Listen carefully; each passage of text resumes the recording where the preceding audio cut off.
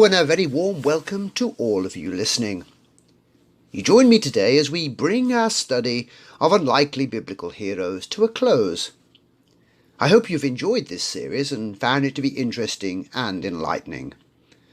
Our final hero for consideration is Caleb. We find his story in the book of Numbers, and our reading is taken from chapter number 13. I'll be reading verses 3 to 6, 17 to 20 and 25 to 30. So this is Numbers chapter 13, verses 3 to 6, 17 to 20 and 25 to 30. So Moses sent them from the wilderness of Paran, according to the command of the Lord, all of the men who were heads of the children of Israel. Now these were their names: from the tribe of Reuben, Shammua the son of Zakur; from the tribe of Simeon, Shaphat the son of Hori; from the tribe of Judah, Caleb the son of Jephunneh. Then Moses sent them to spy out the land of Canaan, and said to them, Go up this way into the south, and go up to the mountains, and see what the land is like, whether the people who dwell in it are strong or weak, few or many, whether the land they dwell in is good or bad, whether the cities they inhabit are like camps or strongholds, whether the land is rich or poor, and whether there are forests there or not. Be of good courage, and bring some of the fruit of the land. Now the time was the season of the first ripe grapes. And they returned from spying out the land after 40 days. Now they departed, they came back to Moses and Aaron and all the congregation of the children of Israel in the wilderness of Paran at Kadesh. They brought back word to them and to all the congregation, and showed them the fruit of the land. Then they told him and said, We went to the land where you sent us. It truly flows with milk and honey, and this is its fruit. Nevertheless, the people who dwell in the land are strong. The cities are fortified and very large. Moreover, we saw the descendants of Anak there. The Amalekites dwell in the land of the south. The Hittites, the Jebusites, and the Amorites dwell in the mountains, and the Canaanites dwell by the sea and along the banks of the Jordan. Then Caleb quieted the people before Moses and said, Let us go up at once and take possession, for we are well able to overcome it.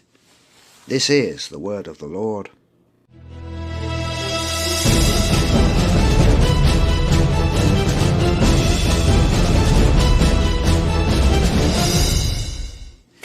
We are bringing our study of some of the Bible's unlikely heroes to an end today.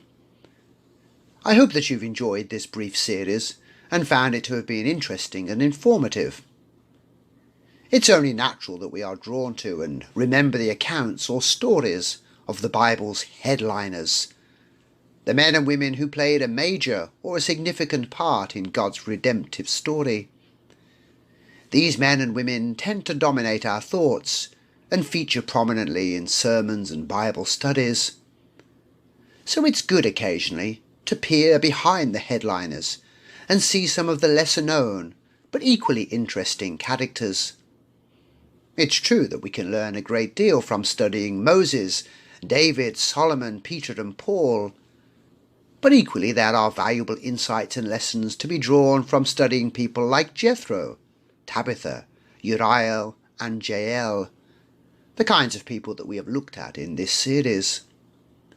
Today's final hero is Caleb. He presents us with one of the most inspiring personalities contained within the pages of the Old Testament. He really warrants more than just this single study. From the accounts that we read of his life, we see a faithful, courageous man who trusted God to fulfill his promises. He was not deterred when others allowed their fears to override the small faith that they had. But before we look at Caleb, let us briefly review last week's unlikely heroes. Last time we considered an incredible story of faith and trust in God. We looked at arguably one of the Old Testament's best known and most loved stories, the account of Shadrach, Meshach and Abednego and the fiery furnace. These, of course, are their Babylonian names. Can anyone remember their Hebrew names? They were, of course, Hananiah, Mishael, and Azariah. In 605 BC, the Babylonian king Nebuchadnezzar II conquered Judah and besieged Jerusalem. The city soon fell to his forces, and many of the temple treasures were transported back to Babylon. Nebuchadnezzar, however, wanted more than just material treasures. He wanted to take back some of Israel's elite, men who were well educated, refined, good-looking and intelligent. He planned to train them up so that they could serve in his empire. Among the first group selected to be taken away into exile were David and our three unlikely heroes. The Bible does not record their ages at this time, but many scholars think that they were aged between 13 and 20 years of age. So very young to be taken away from your land and culture and thrown into a strange pagan world. The Babylonians were not stupid. They knew that when it came to assimilating these young men into their culture, immersion was the best method. They were therefore to eat, dress and live just like the Babylonians. They were even to adopt Babylonian names, and ideally forget all about their family, friends and God. This was something that these three men would never be able to do. As we read in the early chapters of Daniel, these men proved to be a very valuable addition to Babylonian society. They were soon promoted and given positions of importance in the government. This caused considerable jealousy amongst those who had missed out on this promotion, and these jealous men would later try to exact their revenge. In chapter number 3 of Daniel, we learn about King Nebuchadnezzar's 30-metre golden image. This tall and thin idol was set upon the plains of Judah. Upon a musical signal, something equivalent to the Babylonian national anthem, the people were to gather together and bow down in adoration and worship of this idol. Failure to do so would result in being thrown into a fiery furnace. Even with this brutal potential punishment hanging over them, to bow before a pagan idol was something that no loyal Jew could ever do.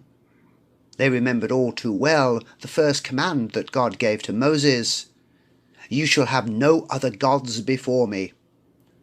Therefore Shadrach, Meshach and Abednego refused to bow down and worship this idol.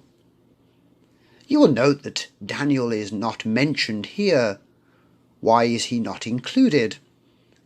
We can, I think, be assured that he also would not have bowed down before this idol, but we have no really good explanation for his absence. Perhaps he was simply away in another province at this particular time.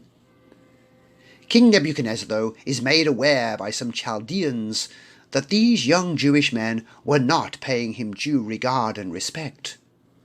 This prideful man was filled with rage. He summoned them to him and asked why they had not obeyed. He seems almost incredulous that they would not follow his orders and avoid a painful death. But Shadrach, Meshach and Abednego remain resolute. They tell the king that they have nothing to answer for. They were loyal subjects who had always served him well. They respected him and his laws, but would never bow down to a pagan idol. They believed that God could, if he willed, save them from the flames, but they did not presume to tell the king what God would do. The important thing was this: whether they lived or whether they died, they would not reject God or turn from him. What a moment that must have been! Wouldn't you have just loved to have seen Nebuchadnezzar's face? The Bible tells us that he was full of fury. He ordered that the furnace be made as hot as possible before hurling the 3 Jewish men inside. We all know how the story ends. God rewarded these men for their courage and faith. They came out of the flames completely unharmed, with not even the smell of smoke lingering upon them. For their courage, bravery and faith, we rightly remember them as heroes. We include them on our list of unlikely Bible heroes. But today, as I said, we turn to look at the story of Caleb.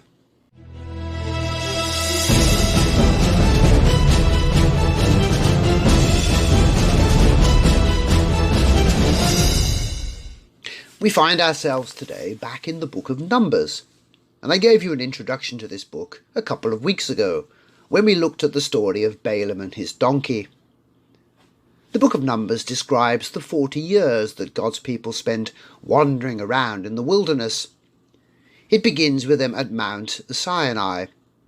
This was actually 2 years after they had made their dramatic exodus from Egypt, and the book ends with them on the plains of Moab. This area, located on the eastern side of the Jordan River, was the place from which they would begin their conquest of the Promised Land. But that is, of course, a generation away from what we will read about today. Their failure to trust in God and accept that He will fulfill His promises leads to 38 years of misery. We pick up today then with Moses and the people camped in the wilderness of Paran at a place called Kadesh Barnea. Ahead of them lies the land that God had promised to them. Let me read what is recorded in Deuteronomy chapter number 1. So we departed from Horeb, and went through all that great and terrible wilderness which you saw, on the way to the mountains of the Amorites, as the Lord our God had commanded us. Then we came to Kadesh Barnea, and I said to you, You have come to the mountains of the Amorites, which the Lord our God is giving us. Look, the Lord your God has set the land before you. Go up and possess it, as the Lord God of your fathers has spoken to you. Do not fear or be discouraged. That's Deuteronomy chapter 1, verses 19 to 21. However, there is an issue. The land you see is not unoccupied. It's full of fierce, scary people who consider it their home, and they won't give it up without a fight. The Israelites know that in order to take this land from these particular people, that it will require considerable effort. So the people come up with a plan. The plan is to send scouts, a reconnaissance force to assess the land, and more importantly, the military strength of those occupying the land. A good definition of reconnaissance is as follows.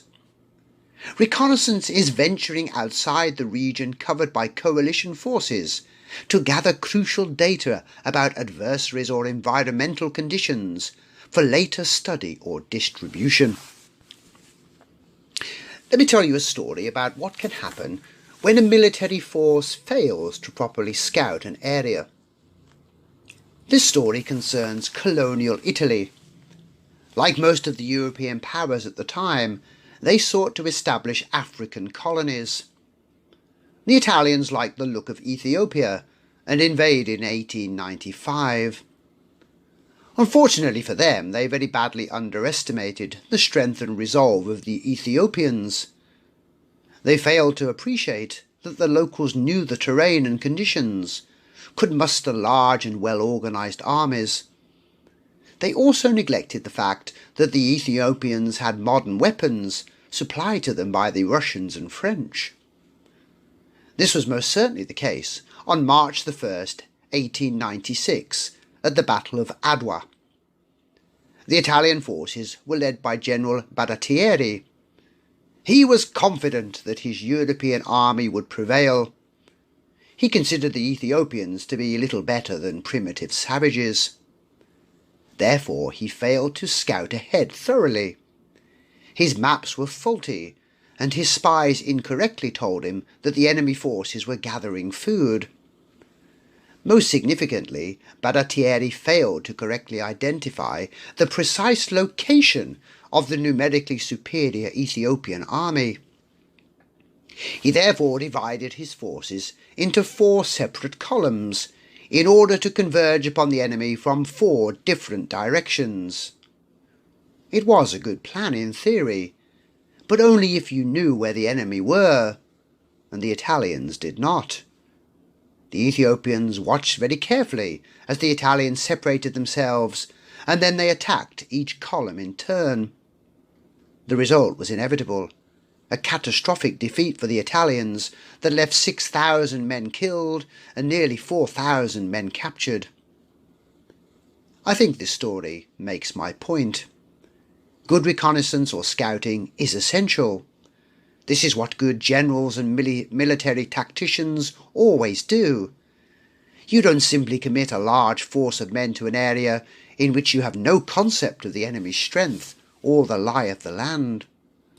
Such a thing would, as we saw with the Battle of Adwa, potentially be a suicide mission. But here with Moses and with God's people, we have something very different. This is not a regular military campaign. In this particular situation, God had given them a promise. They should have stepped forward with boldness and confidence. When we have God's clear word on a matter, we don't need to debate the issue or waste time wondering whether God will keep his promise. We just accept that he will. So whilst it's not exactly a rebellion or sin against God, it certainly shows that the people lacked some faith or confidence in God. And it most definitely laid the foundations upon which the future rebellion would be built. Had the people just accepted with faith what God had said, and not allowed any doubt to emerge, things would have been very different. So the people come forward and put their plan to Moses. Moses accepts the plan, which I think tells us that, for all his good qualities, he was not always the greatest leader. Scripture tells us that he was well pleased with the idea of sending out scouts. He also, most importantly, gets God's permission to do this. The 12 scouts are very carefully selected. They are to be leaders from among their respective tribes, but not the tribal leader or elder. There was a good reason for this. This would be a dangerous mission. It required younger, fitter men who could move rapidly and endure hardship. So let's for a moment imagine what kinds of men these would have been. Each tribe, I'm sure, would have put forward their best man. After all, you'd want a good representative. A man who was physically strong, a man who possessed courage, a man who could handle a sword and fight well if needed. In Numbers chapter 13, we get this list of 12 exceptional leaders. Let me read from that list. Listen out as I do so for today's unlikely hero. Numbers 13, 3-6. So Moses sent them from the wilderness of Paran, according to the command of the Lord, all of them men who were heads of the children of Israel. Now these were their names. From the tribe of Reuben, Shammua the son of Zaccur. From the tribe of Shimeon, Shaphat the son of Hori. From the tribe of Judah, Caleb the son of Jephunneh. This is not the complete list, but what did you notice? Or let me put it another way. How many of these names is familiar to you? Surely only one. Caleb aside, these men are only mentioned here and achieve nothing noteworthy. We meet here in verse number 6 today's unlikely hero Caleb. This is his first mention in Scripture, but he'll go on to be mentioned 31 more times throughout the Old Testament. The name Caleb means dog, or by implication perhaps unsophisticated servant. To our ears it's a rather negative sounding name, probably not one we would pick for our own children. In the ancient world, feral dogs were held in high disdain. They were regarded as troublesome pests, rather like rats are today. However, domesticated dogs were seen differently. They were, much like today, appreciated for their loyal service, for their ability to help and protect, and for their simple affection. So I wonder whether some nuance regarding this name has been lost over time. Perhaps his parents named him Caleb, thinking about all of the good and positive things associated with dogs. We also learn that he was from the tribe of Judah, and that his father's name was Jephunneh. Caleb is on occasion called the son of Kenaz, or the Kenizzite. The Kenizzites were originally from Edom. meaning that they were outside the covenant promises made with Israel. Caleb's ancestors either married into a family in Judah or else became proselytes and developed an association with that tribe before Israel went into Egypt. We also know that at the time Caleb was to be a scout, that he was around 40 years of age. I didn't include his name in this list, but as I'm sure you are aware, Joshua, who would later be the one chosen by God to lead the people into Canaan, was included also in this scouting group. He is mentioned in verse 16. Caleb and Joshua, as we shall shortly see, were the only members of this reconnaissance force to exhibit complete trust and faith in God. And their reward would be that they alone from this generation would get to live in the promised land. But let's now read on and see their mission parameters. Verses 17 to 20. Then Moses sent them to spy out the land of Canaan, and said to them, Go up this way into the south, and go up to the mountains, and see what the land is like, whether the people who dwell in it are strong or weak, few or many, whether the land they dwell in is good or bad, whether the cities they inhabit are like camps or strongholds, whether the land is rich or poor, and whether there are forests there or not. Be of good courage, and bring some of the fruit of the land. Now the time was the season of the first ripe grapes. The spies are given a very specific mission objective. They are to spend 40 days scouting out the land. During this time they would cover a distance of around 500 miles, and travel from the south to the north and back again. They are, as they go, to make a careful note of a number of important things.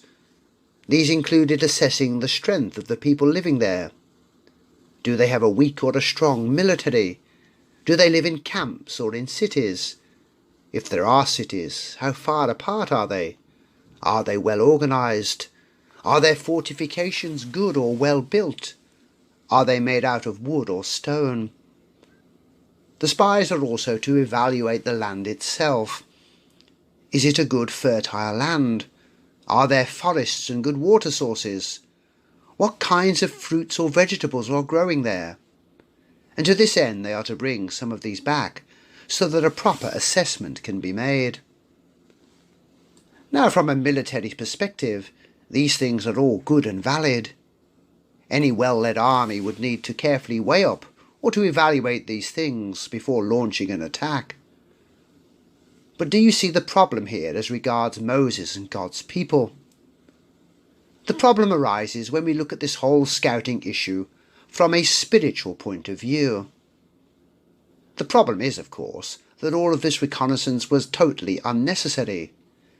They were investing time and effort into something God had already told them. They already knew the names of the pagan nations that lived in the land. They had also been told that it was a good land, a land flowing with milk and honey.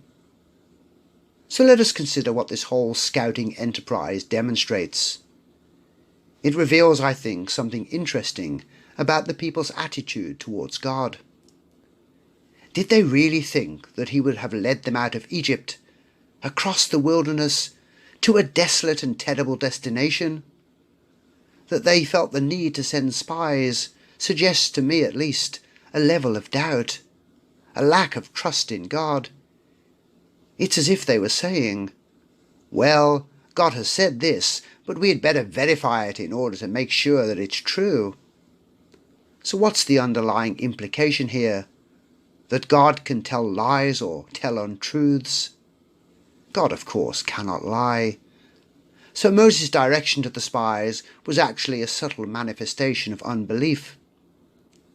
The spies depart off on their mission, and you can read about their exact route in verses 21 to 23. When they reached a nice fertile valley, we read the following. This is Numbers 13:23.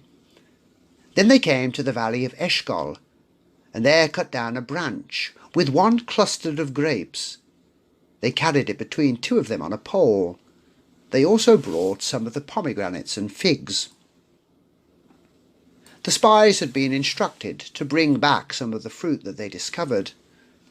This presumably was to serve as evidence for those who doubted that the land was as fertile as had been promised.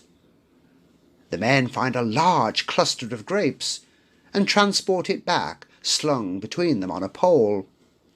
They also carry some pomegranates and some figs. This illustrates the wonderful productivity of the land, which still remains to this day. This image of two men carrying a large bunch of grapes on a pole is still a popular symbol in modern Israel. In fact, it features on the logo of Israel's Department of Tourism. Well, let's read on. Verses 25 and 26. And they returned from spying out the land after 40 days. Now they departed and came back to Moses and Aaron and all the congregation of the children of Israel in the wilderness of Paran at Kadesh. They brought back word to them and to all of the congregation, and showed them the fruit of the land. The 40-day mission is now complete. The spies or the scouts return to the awaiting Israelites who were camping at Kadesh in the wilderness of Paran. Moses and Aaron are eager to discover what they have found out and to get their report. Well, let's find out exactly what these men have to say. Verses 27 to 29. And they told him and said, We went to the land where you sent us. It truly flows with milk and honey, and this is its fruit. Nevertheless, the people who dwell in the land are strong. The cities are fortified and very large. Moreover, we saw the descendants of Anak there. The Amalekites dwell in the land of the south. The Hittites, the Jebusites, and the Amorites dwell in the mountains. And the Canaanites dwell by the sea and along the banks of the Jordan. As I mentioned to you before, all of the scouts' work had really been rather unnecessary. It was irrelevant who lived in the land and how big or strong they were. This was because God had promised to give it to them. So the report here is given from a wholly human and not from a godly perspective. Actually, their mission had been to scout out the land and see who and what was there. They were not given the job of determining whether they had the strength or the expertise to conquer the land. Let's consider their report. The first observation they make is that the land truly flows with milk and honey. We see this traditional proverbial description used of Canaan repeatedly in the Old Testament. In fact, it appears 20 times in the King James Bible. This poetic description beautifully emphasizes the fertility of the land that awaited God's chosen people. This should not surprise us. God is our Heavenly Father, and just like an earthly father, he wants the absolute best for his children. That narrow strip of land that we know as Israel today is the best that that region has to offer. That the land flows with milk and honey reminded the people that the promised land was abounding with food and water. It wasn't a place in which you would struggle to survive. This meant that they could expect high agricultural productivity. The presence of milk-producing animals implied grasses and other kinds of vegetation. Honey indicated pollinating creatures such as bees.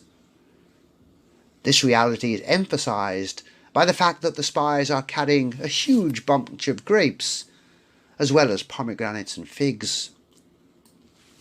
However, this positive attribute is then counteracted by them describing the forces that they will have to overcome in order to take the land.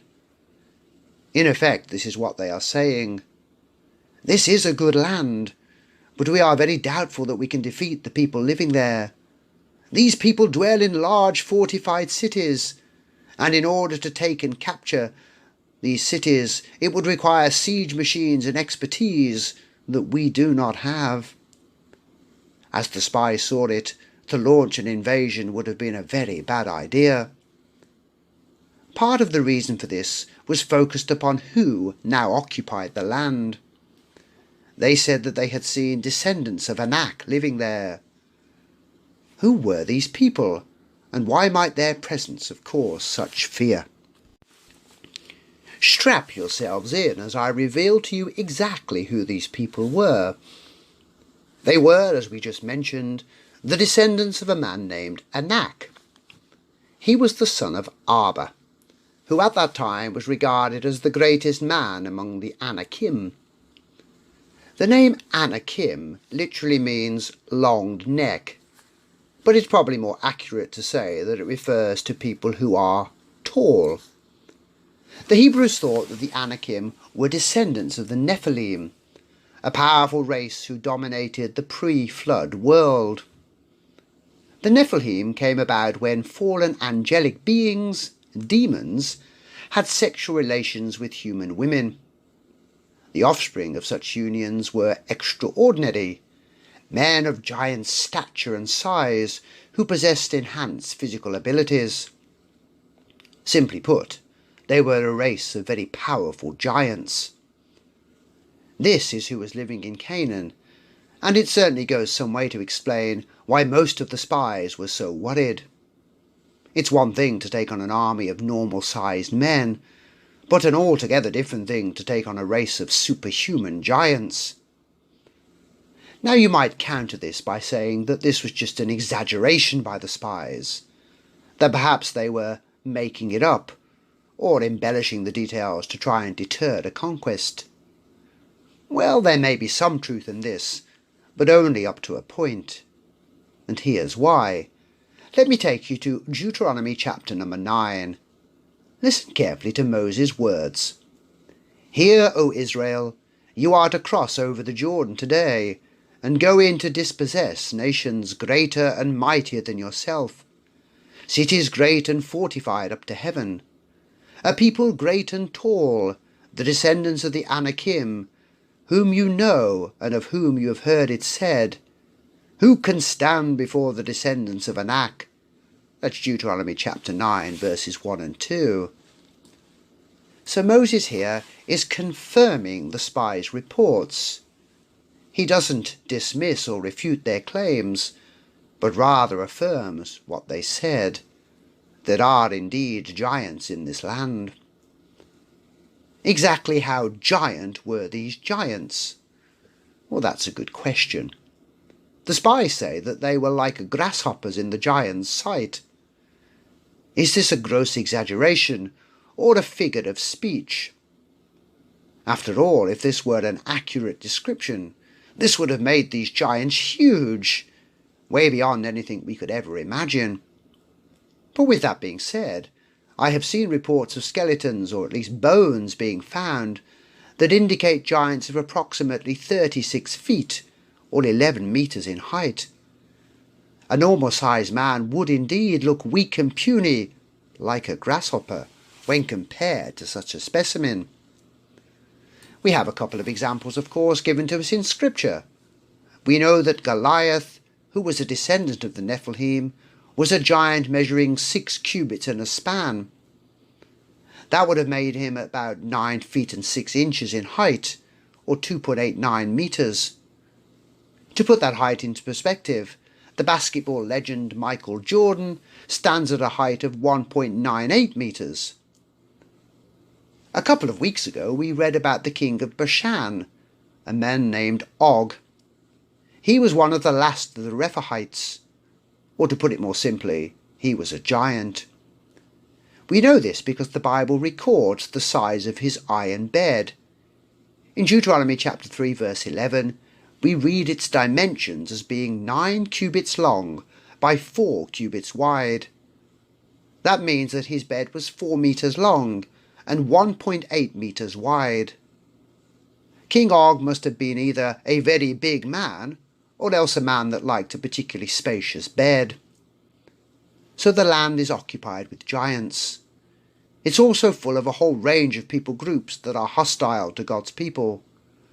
So let's summarize the spies' report. The land is good. It's lush and fertile. It would be the perfect place to settle and call home. But it's full of giants and other hostile people groups. They live in well-fortified towns and cities, so we cannot conquer this land. It's hard for us to imagine a report that could exhibit less trust and less faith in God than this.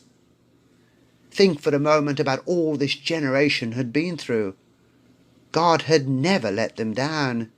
He had never failed to fulfill a single promise. But they are acting as if this is beyond him, that this is a step too far. This is the view of 10 of the 12 spies. Just 2 disagree. One is Joshua, and the other is our unlikely hero Caleb. Well, let's turn now and see what he has to say. Verse 30. Then Caleb quieted the people before Moses and said, Let us go up at once and take possession, for we are well able to overcome it. What Caleb did requires great courage. To stand boldly against the consensus takes considerable fortitude. Caleb did not agree with the assessment of the 10 other spies.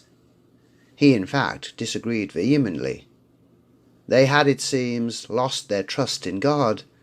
They had forgotten that he was ever faithful to his promises, and that he alone has the power to perform. We can make promises, but we do not always have the power to fulfill them. For example, we may promise our little ones that we won't let anything harm them. And how, as parents, we all wish that we had the power to see that promise through. Sometimes, though, despite our best efforts, things happen beyond our control. But not with God. Everything lies within his powerful, mighty hands. If he had promised the land of Canaan for his people, then he has the power to ensure that this is what happens. Caleb fully trusted and believed this. No man-made hurdles or obstacles could hinder or trip up God. Well, let's look at what exactly he says. He first quietens the people down. He doesn't want anyone to miss the importance of his words. Aren't you struck by the immediacy of his words? He doesn't suggest getting ready and then moving soon. He doesn't say, let's sharpen our swords and get into battle formation.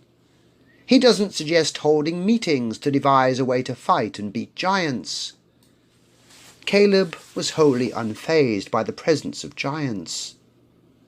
No, he says, let's go right now. Let's move north and take what God has promised us.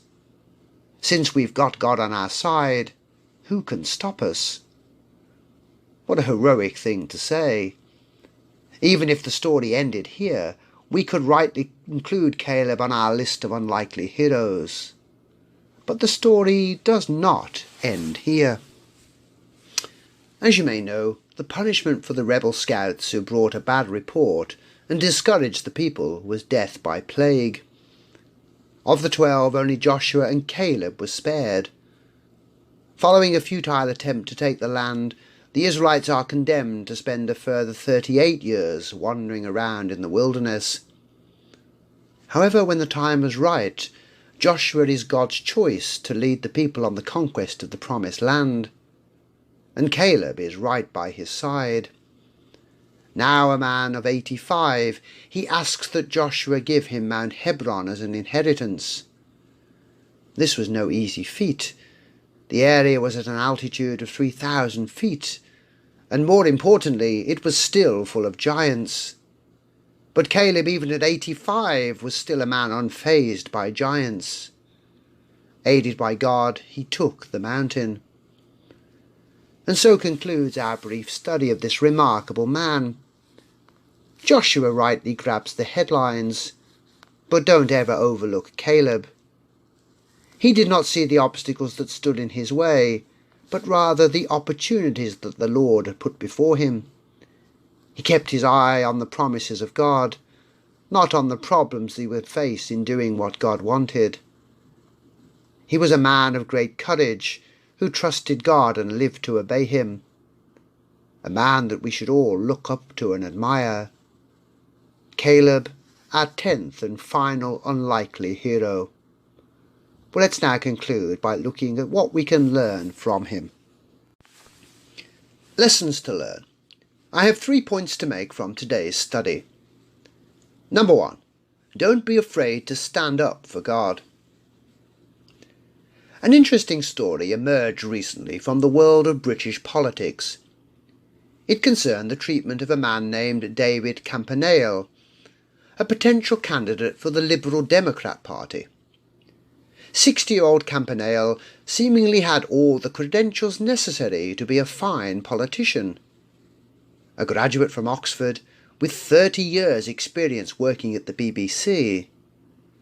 But he was deselected, meaning that he was not permitted to stand as a candidate in the local elections. Why did his party do this? What reprehensible thing had Campanale done? Was he found guilty of corruption? Had he committed a crime? Had he physically or sexually abused someone? No. He was simply a Christian who held to orthodox Christian values. Most pertinently here, believing that abortion is murder and that marriage is between one man and one woman. Campanale has vowed to fight and contest his party's decision, and that I think is right. As Christians we must stand firmly upon what we believe. The world will try to knock us down, or make us try to water down what we believe, but we need to remain resolute. Caleb, as we saw, stood firmly for what he believed. Nothing that anyone else said could move him away from his position, that God would indeed keep his promises. To this end he spoke up. He didn't quietly slip away into the crowd. He boldly stood up to remind his hearers that God was with them and that they would triumph. Let us, then, not be afraid to stand up for God. Number 2. Don't be discouraged or defeated by what others think of you. As I mentioned during the sermon, the name Caleb means dog. One biblical scholar suggests that it may mean raging with canine madness. In modern English we might describe Caleb as a pit bull, a dog famed for its toughness and resilience. Caleb was from the clan of Judah, a clan that often held a poor reputation. He was probably not the best educated, nor was he the most cultured of men. But what he did possess was a heart for God. He was not going to let his education, his culture, or his family history stop him from being all that he could be for God. He would not allow the opinions of others to dissuade him. He became a pit bull for God. 10 of the 12 spies thought that the conquest of Canaan to be an impossible feat. This was an opinion shared by the majority of the people. Joshua and Caleb held a very unpopular view. And yet they were not discouraged. They did not feel defeated by those around them. As Christians, we hold to views and opinions that many in our modern world loathe. People will look down upon you, possibly call you names, or think very badly of you for holding to the truths of God's word. So let us take inspiration from Caleb. Let us not be discouraged or defeated by what others think of us. Number 3. Trust always in the promises of God. The world is full of uncertainties. None of us can predict with accuracy what lies ahead. Will we remain fit and healthy? We all hope so, but the reality may be very different. What about our investments and savings? Again, there are no guarantees. Our savings may vanish in an instant. The building that we invested in may be destroyed by fire. The successful company that we bought shares in may collapse. We may feel safe and secure in our jobs, but who knows what the future holds? We may be considered too old. The business may need to save money and reduce costs. That cost-cutting may include your job. The only thing that is absolutely reliable is God. His promises are assured. He never fails to keep his word. We can trust in him at all times. Caleb knew this, and this was why his advice was to go right now and take what God had promised. He had no doubts in what God would enable them to do. So may we too learn from the example of Caleb. May we in every situation and circumstance have complete trust in the promises of God.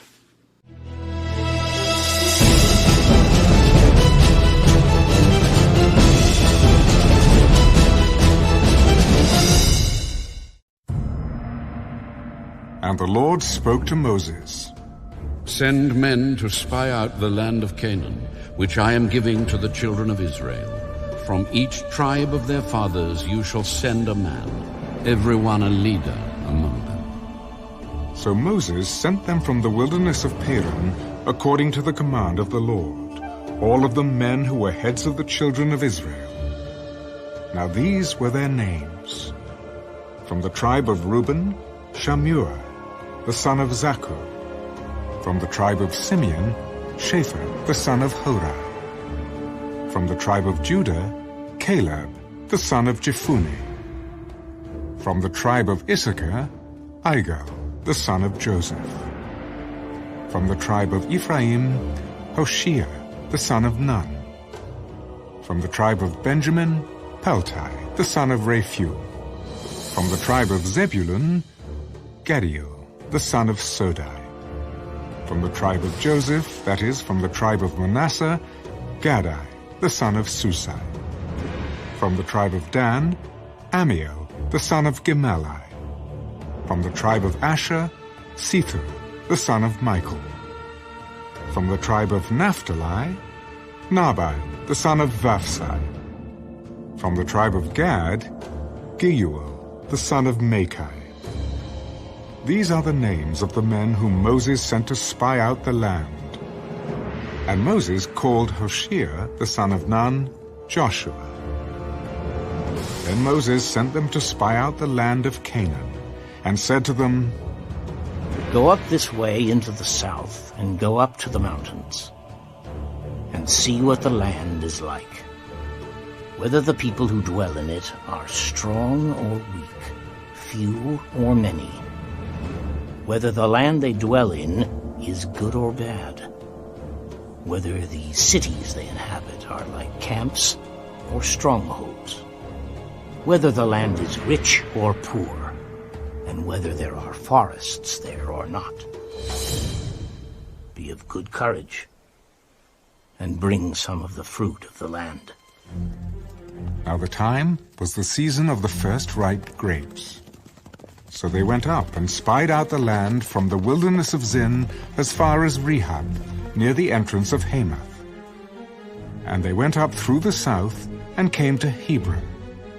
Ahiman, Shishai, and Talmai, the descendants of Anak, were there. Now Hebron was built 7 years before Zoan in Egypt. Then they came to the valley of Eshcol, and there cut down a branch with one cluster of grapes. They carried it between two of them on a pole. They also brought some of the pomegranates and figs. The place was called the Valley of Eshcol, because of the cluster which the men of Israel cut down there. And they returned from spying out the land after 40 days. Now they departed and came back to Moses and Aaron and all the congregation of the children of Israel in the wilderness of Paran, at Kadesh. They brought back word to them and to all the congregation, and showed them the fruit of the land. Then they told him, We went to the land where you sent us. It truly flows with milk and honey, and this is its fruit. Nevertheless, the people who dwell in the land are strong. The cities are fortified and very large. Moreover, we saw the descendants of Anak there. The Amalekites dwell in the land of the south. The Hittites, the Jebusites, and the Amorites dwell in the mountains.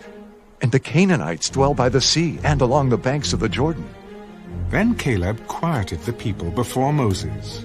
Let us go up at once and take possession, for we are well able to overcome it. But the men who had gone up with him said, We are not able to go up against the people, for they are stronger than we. And they gave the children of Israel a bad report of the land which they had spied out. The land through which we have gone as spies is a land that devours its inhabitants. And all the people whom we saw in it are men of great stature There we saw the giants. The descendants of Anak came from the giants, and we were like grasshoppers in our own sight, and so we were in their sight.